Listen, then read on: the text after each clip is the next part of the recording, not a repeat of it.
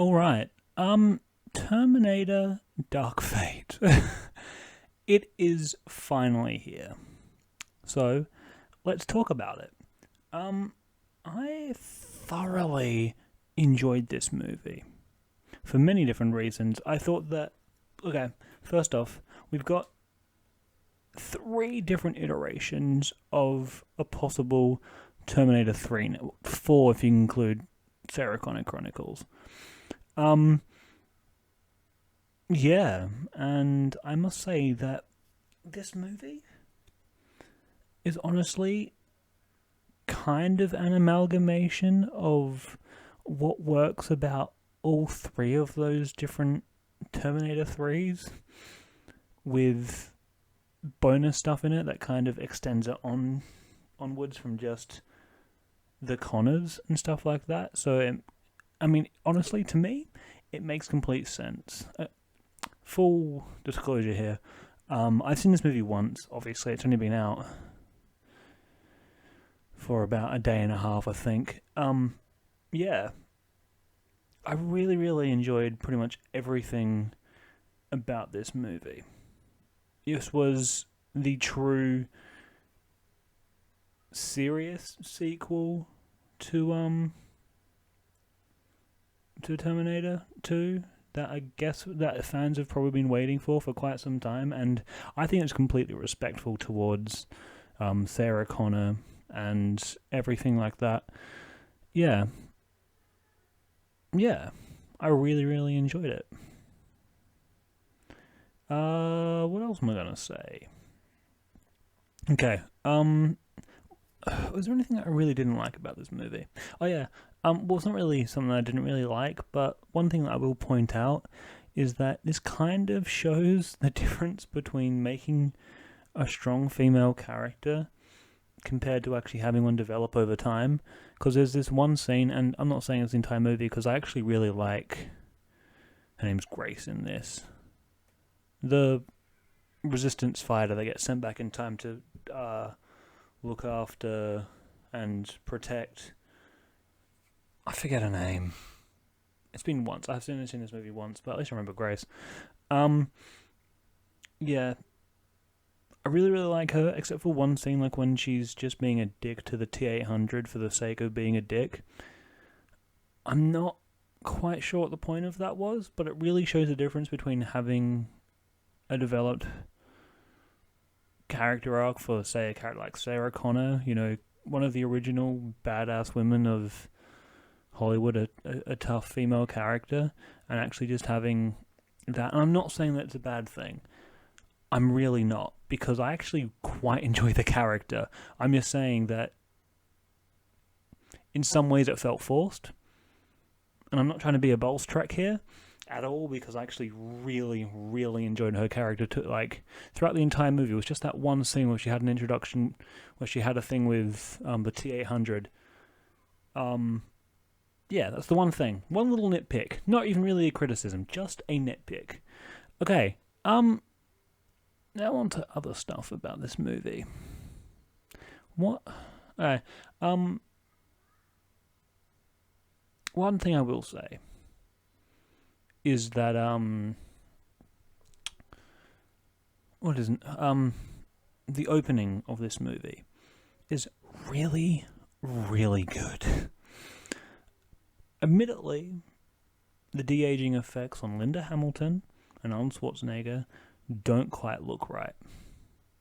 I don't think that Arnold looks good. I think that, ironically, no, actually not ironically, the last Terminator 3 had a better young version of Arnold than this version did. That's my honest opinion.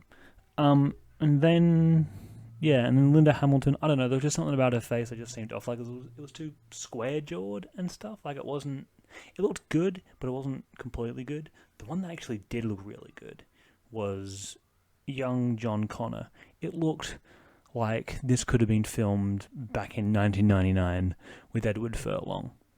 That's honestly what it looked like. It looked so good. Well, maybe not 1999, maybe 1995, possibly. Yeah, it looked so friggin' good. I was like, whoa. if I didn't know it was going to be CG because it's been 30 years since Terminator 2 came out, I would have thought that it was just Edward Furlong. That's how good it looked. It looked amazing. Yeah, and I know I've got a feeling that some people probably aren't going. Speaking of Edward Furlong, anyway, and John Connor, I've got a feeling that some people that watch this movie probably aren't going to be too happy with the fact that, spoilers here, John Connor gets sent back in time. Oh, not John Connor. John Connor gets killed by a T-800 after the events of Terminator 2 and basically makes that story completely irrelevant. However, I personally feel it makes complete sense for them to actually do that because, it's been, 30 years since that. They can't drag along the story of John Connor forever. They really can't. So I thought this was actually really, really, really nifty way of actually getting around that. Because essentially what this movie is, it's a sequel to Terminator 2, but also a soft reboot for the franchise. Basically ignores Salvation, Terminator 3, Genesis, and it's a true sequel. As much as I really, really enjoy Genesis, for instance, I don't know, there's just something about... I don't know, Genesis is really, really good, but that's more of a fan service film. Let me reiterate like this. This movie is Infinity War to Genesis's Endgame. Yeah. This is the more serious version of what a potential Terminator 3 would look like. However, I thoroughly enjoy both. I think they're just as good as each other. One's really goofy, but I like the story of both, and it extends it in a different... Yeah, they introduce new characters into this and basically make it so that the Connors don't have to be there. They make it so that, a future war can exist without having to rely on the Connors. Because, it's been, 30, 40 years at this point since... almost 40 years, actually. Since, the original Terminator movie. So we've had 40 years of John Connor. It's time for someone else's story.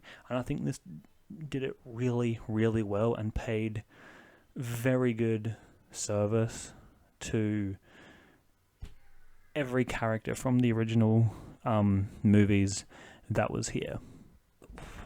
I can't exactly think of much that I didn't like about this movie. I really think that this is a great sequel to Terminator 2. Also, I like the fact that, Skynet and Cyberdyne are no longer relevant. They've moved on, and now they're no longer part of the war, which actually leads to a really funny moment in this movie where Sarah Connor's basically saying, "I stopped that, you're welcome," and it's such a nice moment. Yeah. And then also, the Terminator in this, the T-800, it's like a more serious version and a more down-to-earth version of the goofy dad from Genesis. And I really like that version of Arnold Schwarzenegger's T-800. So that was a lovely thing to see. This is what a serious film like this movie is, would do with a father-figure character. You got your goofy one in, your Endgame type Genesis film, and now you've got the more serious version of the father figure in this, who also feels guilty about killing John back in the 80s, that is actually, back in the 90s, and helping Sarah Connor out with any Terminators that have arrived since then. Yeah. There's nothing about the movie that I don't actually like. Apart from that one scene, but that's easy to overlook because this is great. Also, the main girl in this movie, I don't remember her name, and I'm sorry about that. She's essentially the John Connor of this movie, of this entire franchise. She's the new John.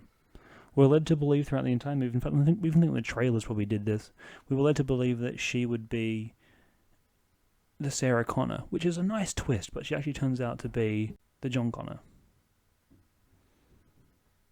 Yeah. That was actually a really nice twist, yeah. What else would there possibly be to say about this movie? Yeah, I'd say go see it. There's not much I don't like about this movie. The new Terminator designs are great. They're a great innovation and stuff. Admittedly, the guy in this movie... Actually, that's one thing I will say. The guy... I forgot what they're called. They're not Terminators. Well, they are Terminators, but they're not from Skynet or anything anymore. Yeah, they're not